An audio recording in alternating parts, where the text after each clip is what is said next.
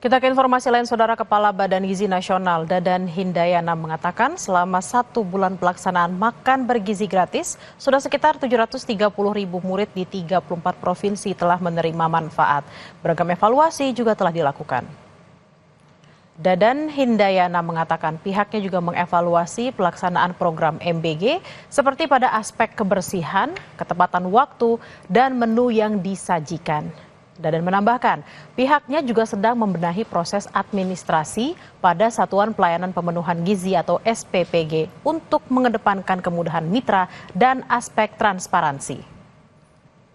Berjalan lancar, meskipun di sana-sini kami tetap harus melakukan evaluasi terkait dengan aspek higienis, ketepatan waktu, pemenuhan menu yang sesuai, dan tentu saja di bidang administrasi. Dan sebetulnya kami sekarang sedang menahan dulu untuk Satuan Pelayanan Pemenuhan Gizi yang baru untuk beroperasi, karena kami sedang membenahi administrasinya agar si mitra tidak harus mengeluarkan uang terlebih dahulu, tapi ada uang muka yang bisa diberikan oleh Badan Gizi.